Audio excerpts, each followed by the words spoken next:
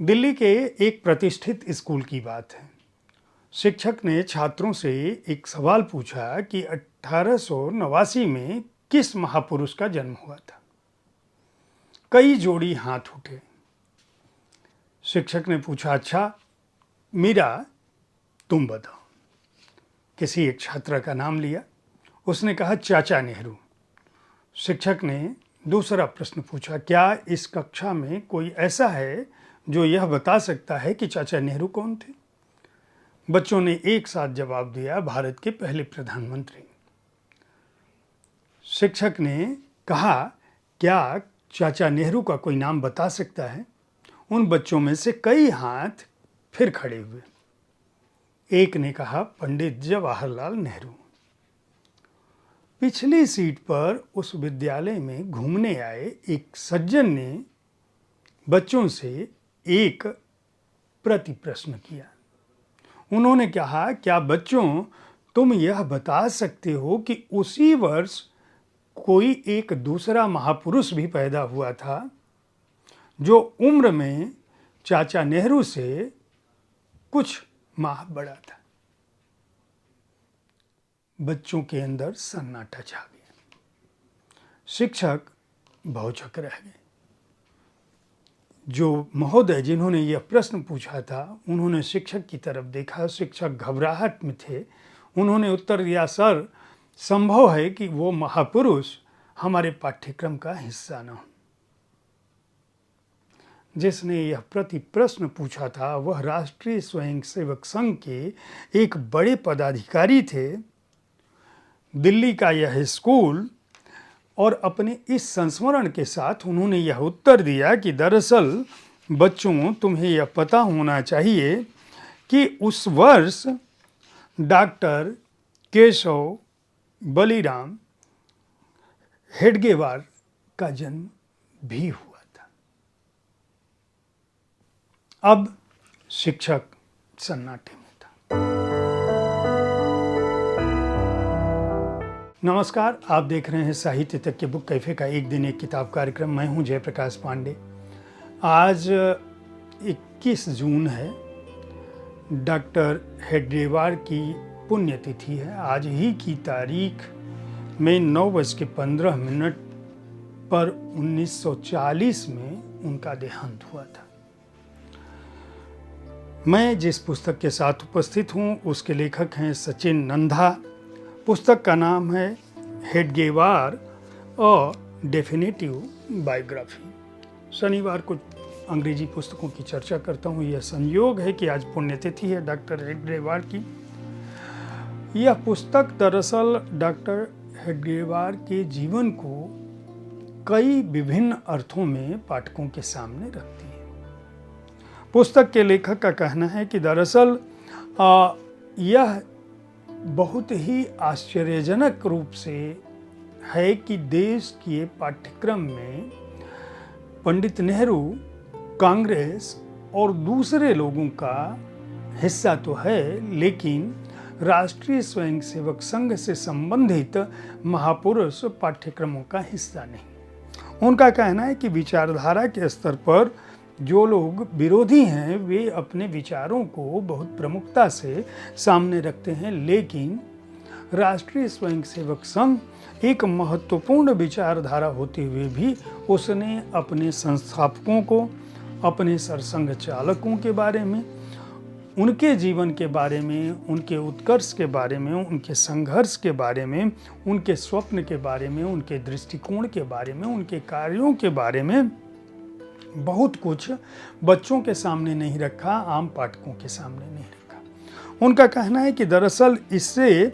बहुत सारी एक तरह से गलतफहमियां भी पैदा हुई। लोगों को पता ही नहीं है कि राष्ट्रीय स्वयंसेवक संघ की स्थापना कैसे और किन परिस्थितियों में हुई। यह पुस्तक दरअसल यह बताती है कि जब डॉक्टर हेडगेवार ने 1925 में विजयादशमी के दिन यह घोषणा की कि आज राष्ट्रीय स्वयंसेवक संघ की स्थापना हुई, तो किसी को यह आभास नहीं हुआ हुआ होगा कि 2025 में जब राष्ट्रीय स्वयंसेवक संघ अपनी स्थापना के 100 वर्ष मना रहा होगा, तब न केवल उसकी विचारधारा, उसके आदर्श, बल्कि वह तब तक भारत को 3, 4, 5 बार ऐसे प्रधानमंत्री दे चुका होगा जो संघ के प्रचारक थे।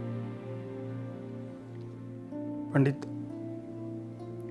अटल बिहारी वाजपेयी यानी अटल बिहारी वाजपेयी, नरेंद्र मोदी 3 बार प्रधानमंत्री हैं।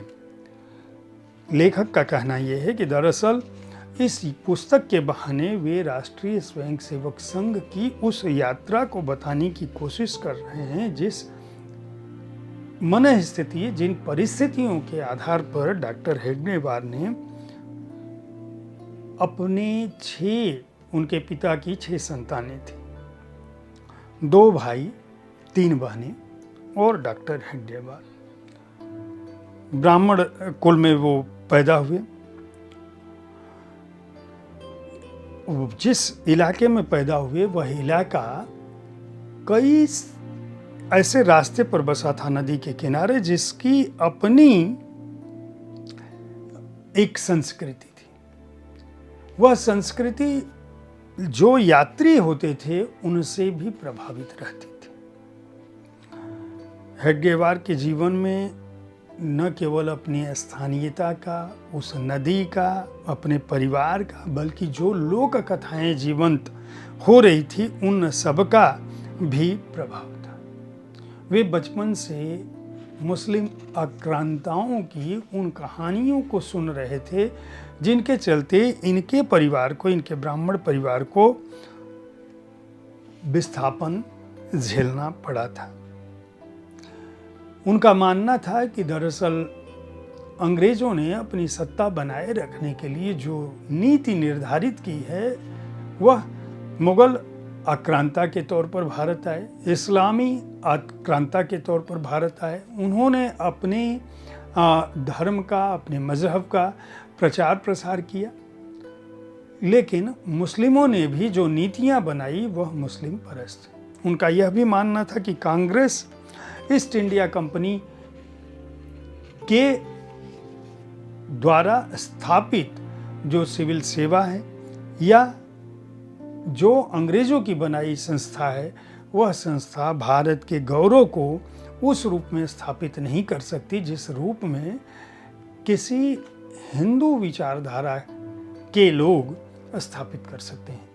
दरअसल जो मूल्यबोध, जो गौरवबोध हिंदुत्व के अंदर है, हिंदू सभ्यता और हिंदू परंपरा के अंदर है, हिंदू संस्कृति के अंदर है, वह मूल्यबोध कांग्रेस और कांग्रेस के संस्थापकों में शायद नहीं है। इसीलिए उन्होंने राष्ट्रीय स्वयंसेवक संघ की स्थापना की। उस दौरान क्या कुछ उन्हें झेलना पड़ा, किस तरह से यह व्यवस्था शुरू हुई, क्या उनकी परिकल्पना थी जिसको आने वाले समय में लगातार राष्ट्रीय स्वयंसेवक संघ के जितने भी उनके बाद के लोग थे, जिसमें professor Madhav Golwalkar, Madhukar Deoras, professor Rajendra Singh, KS. Sudarshan और डॉक्टर मोहन भागवत, इन सभी ने किस तरह से उन आदर्शों को प्रतिष्ठापित करने के लिए जमीनी स्तर पर एक ऐसा संगठन खड़ा किया जिसकी लगभग 60,000 से अधिक शाखाएं दैनिक रूप से पूरे भारत में लगती हैं, जिसने लगातार 2014, 2019 और 2024 में सरकार बनाई, जिसके हजारों लाखों प्रचारक सिद्धांत रूप में न केवल भारत के घर घर में बल्कि विचार के स्तर पर हर जन मन तक अपनी बात पहुंचाने की कोशिश कर रहे हैं। ये जो प्रचारक हैं इनमें से कई के पास अपने बैंक खाते तक नहीं होते, ये अपना घर नहीं बनाते, ये यात्राओं में ही जीवन बिता देते हैं, जहाँ गए जिसने जो खिला दिया खा लिया। आज भले ही आप राष्ट्रीय स्वयंसेवक संघ के पदाधिकारियों को जहाज से उड़ता देख रहे हों या बड़े होटलों में रहता देख रहे हों, लेकिन वस्तुतः आज भी राष्ट्रीय स्वयंसेवक संघ के कितने ऐसे लोग हैं जो जमीनी स्तर पर बिना किसी स्वार्थ के संगठन से जुड़े हुए हैं।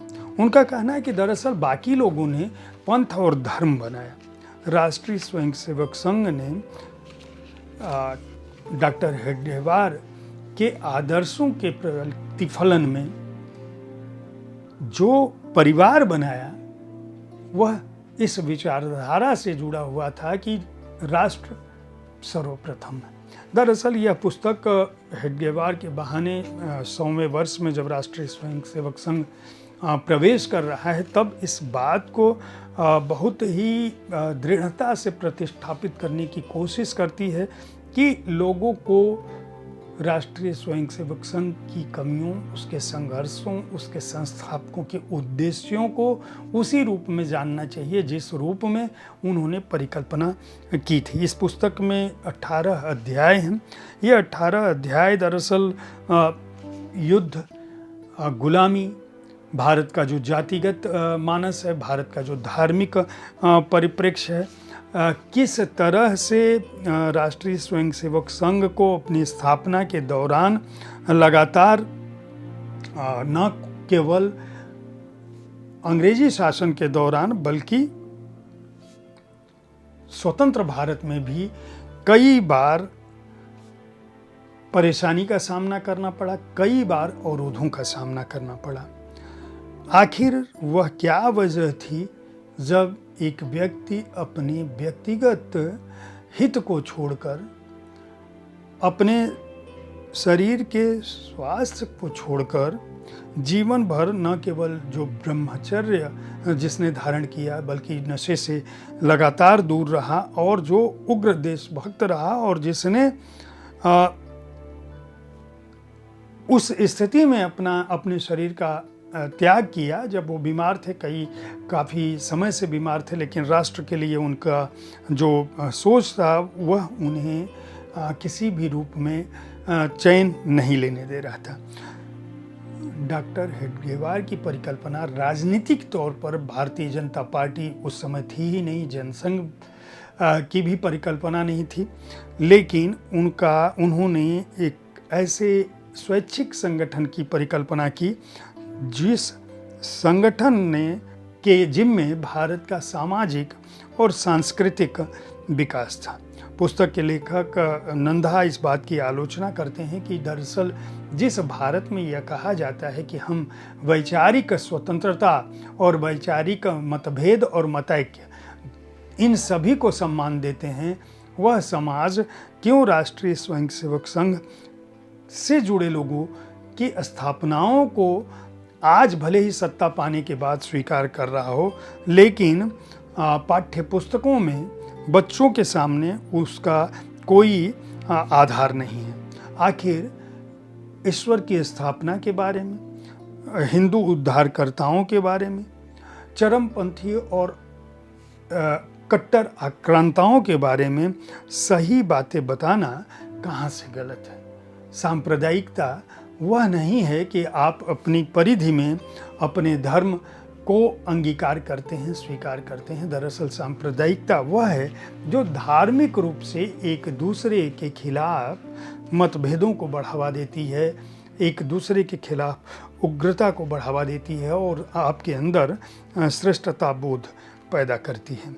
इस पुस्तक में कुल 401 पृष्ठ की यह पुस्तक है, 402 पृष्ठों की, 401 तक छपी हुई है। हार्ड बाउंड संस्करण का मूल्य 999 रुपये है। पेंगुइन रैंडम हाउस के विंटेज ने इसे प्रकाशित किया है, विंटेज शाखा की ओर से प्रकाशित हुई है। इस पुस्तक के लिए सचिन नंदा को बहुत बहुत शुभकामनाएं दी जानी चाहिए कि उन्होंने एक प्रयास किया है कि डॉक्टर हेडगेवार की जीवनी लोगों को कम से कम उस समय पहुँचे, उस समय तक उनके पास पहुँच जाए जब राष्ट्रीय स्वयंसेवक संघ अपनी स्थापना के 100 वर्ष मना रहा है। उसके संस्थापक के बारे में आपको अवश्य ही जानना चाहिए। यह पुस्तक हो सकता है आने वाले समय में हिंदी और दूसरी भारतीय भाषाओं में भी उपलब्ध हो। इस कार्यक्रम के बारे में आप क्या सोचते हैं? मैं हर शनिवार को आपके पास अंग्रेजी की पुस्तकें इसीलिए लेकर आता हूं कि जब ये पुस्तकें अन्य भारतीय भाषाओं में प्रकाशित हों या हिंदी में आएँ तो भी उनके बारे में आप पहले से जानते रहें, और अगर आप अंग्रेजी में पढ़ते हैं तो अंग्रेजी की इन पुस्तकों को खरीद कर पढ़ सकें। कार्यक्रम के बारे में अपनी राय से अवगत कराना ना भूलें। देखते रहें साहित्य तक। धन्यवाद।